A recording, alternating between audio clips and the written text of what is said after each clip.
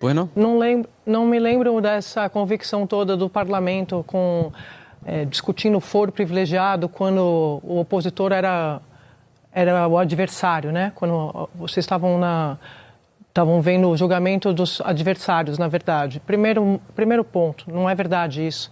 Sobre o foro na primeira instância, o senhor sabe muito bem que a discussão que está sendo feita agora é uma discussão de mudança de foro por oportunismo para salvar o ex-presidente Bolsonaro. É disso que se trata.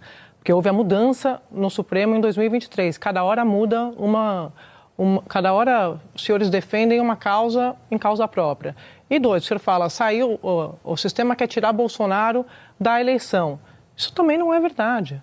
Isso não está em discussão nesse julgamento. O presidente Bolsonaro está inelegível por uma decisão do Tribunal Superior Eleitoral, como o senhor também sabe. Esse discurso, é claro, vale para a narrativa, tal, mas só para a gente estar encerrando a entrevista aqui, mas só para não deixa o senhor falar o quanto quiser, por óbvio, o senhor sabe, a gente está aqui para o debate, mas não é disso que se trata. É que o senhor disse que não vai dizer o que foi dito na conversa com o ministro Gilmar Mendes. Eu permiti, deixa eu só concluir. Eu devolvo para o senhor. Claro. O presidente do PL, Valdemar Costa Neto, aqui na entrevista ontem, ele disse, inclusive, que o ministro Gilmar Mendes teria dito que isso da mudança de foro é um absurdo, porque é um casuísmo, e deu até uma frase, vocês vão criar 20 moros na primeira instância. O senhor estava nessa reunião. Então, não é que o senhor vazou a reunião. Não, o presidente do PL contou isso aqui ontem. Isso aqui foi ontem, está gravado, é oficial. Então, só para dizer que somos nós que estamos dizendo. Foi o presidente do partido do senhor que disse isso sobre a mudança de foro. Só para deixar tudo direitinho aqui. Pode falar, por favor. Obrigado, André, pela sua gentileza. Bom, dizer primeiro que é a sua opinião, a minha é outra opinião. Eu estava falando sobre anistia, não estava falando sobre foro. Já que você está falando sobre foro, eu reitero o que disse.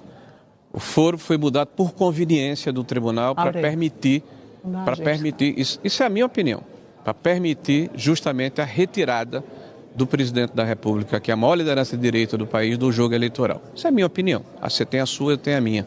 Tá? Isso foi feito de forma casuística, aliás, contra uma decisão de menos de 5 anos atrás, com o acordo puxado pelo atual presidente do Supremo Tribunal Federal, o ministro Barroso.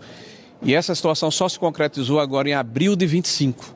Né? Aliás, o julgamento foi feito de trás para frente, que o julgamento estava acontecendo, né, por uma questão questão conexa, porque tinha alguém com foro nesse processo.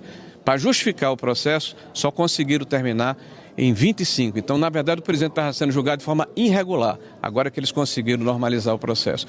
Quanto à questão da conversa, André, quem me pediu reserva não foi o presidente Valdemar. Ele tem todo o direito de falar o que quiser. Ele é independente. Eu estava numa conversa e quem me chamou para conversar me pediu reserva. Eu mantenho a minha palavra e me reservo o direito de só falar a respeito do tema, se quem pediu a reserva da conversa abrir mão dessa situação. Claro.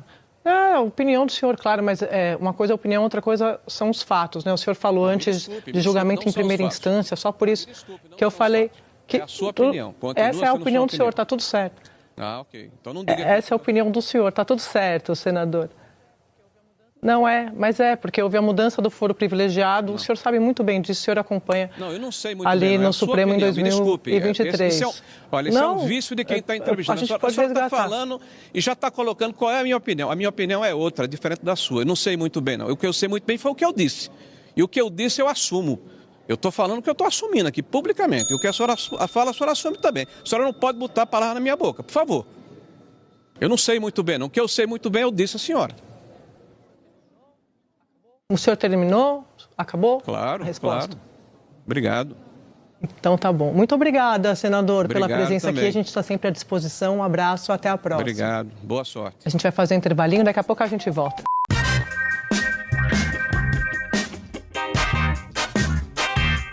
Interessante ver que o Rogério Marinho, que é líder da oposição no Senado, fala sobre a anistia, né, que ele quer uma anistia ampla, e André Sadi rebate ele de diversas formas sobre mentiras que ele fala, né? Ele fala que é a opinião dele, mas não, são opiniões não, tem fato e opinião. Ele não sabe distinguir uma coisa ou outra. Ou sabe e é mau caráter. Eu acho que é mau caráter. Vamos ver aqui, então. O que anistia para quem o senhor defende, quando o texto for discutido no Senado? Ok. Bom, primeiro eu acho que ela vai começar na Câmara. Se o presidente Davi Alcolumbre tomar a iniciativa de começar a discussão aqui no Senado, será muito bem-vindo. Agora, para nós, é evidente que não há possibilidade de aceitarmos uma anistia seletiva por todos os argumentos que eu tenho ouvido, inclusive dos senhores, da Globo e dos demais veículos de comunicação, né? Até porque essa proposta, ou pretensa proposta que é dada, é tipo, olha, vamos resolver anistiar só aqueles que participaram da invasão. Ora, a invasão é justamente o pretexto para linkar com um pretenso também golpe de Estado que nunca houve.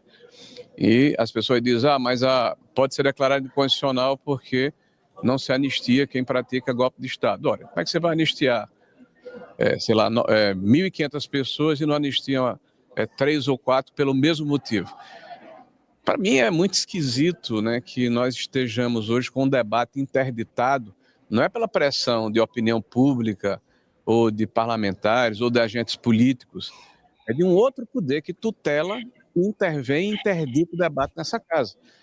Nós estamos numa situação muito ruim no Brasil. Essa anistia... eu só Quando concluí, o senhor André. fala de anistia Nós estamos seletiva... numa situação muito ruim, porque você tem um Congresso que representa o povo que está impedido de se manifestar contra ou a favor, porque pretensamente tem que ouvir primeiro um outro poder, que é o Supremo Tribunal Federal, que só deveria ser provocado caso algum cidadão, alguma empresa, alguma entidade fizesse arguição de inconstitucionalidade. Aí sim eles poderiam conversar a respeito do tema. Mas no Brasil virou tudo de ponta cabeça, né? O agente político mais importante do Brasil hoje é o Supremo Tribunal Federal. Pois não. Eu já peço desculpas para o senador, porque eu tô com um pouco de delay. Então, se eu falar em cima, senador, é por causa disso. Então, já peço desculpas. Então, o que o senhor está dizendo, quando o senhor fala de anistia seletiva, o texto que o senhor defende é anistia incluindo o ex-presidente Bolsonaro, é isso? Não, ampla. Não é possível nós falarmos de anistia num país que tem toda uma tradição de reconciliação e de pacificação, olhando pelo retrovisor. Justamente por isso, um país, né, com toda essa pacificação e anistia, que a gente está onde está ainda, né? Anistiou em 1950, anistiou depois nos anos 80, 90, anistia sempre.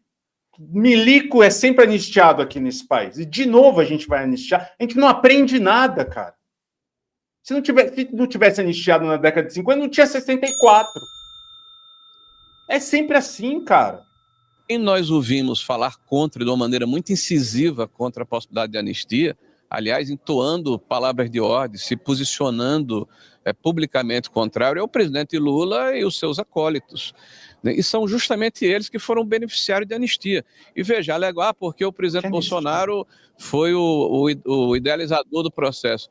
As pessoas que foram anistiadas por crime de morte, vamos deixar claro, por assalto a banco, por sequestro.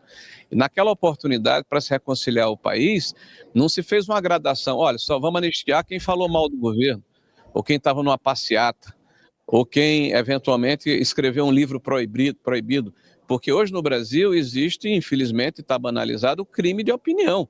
Nós temos aí centenas de pessoas sendo processadas porque ousaram contestar, por exemplo, o judiciário brasileiro e o sistema eleitoral. Fazer uma crítica à justiça hoje virou uma anátema, né? Virou um dogma de fé, né? Eu vi editoriais de todos os grandes jornais do país ontem, uníssono, parecendo que estavam conversando entre si, batendo no governador Tarcísio, porque ele ousou colocar em dúvida, né, alguma ação judicial, a ação do judiciário brasileiro. Eu tenho certeza que o que ele quis dizer é que existe no judiciário brasileiro, na alta cúpula, decisões políticas, ministros que falam politicamente, que se posicionam politicamente, e isso realmente causa um desconforto, porque cada um no seu quadrado.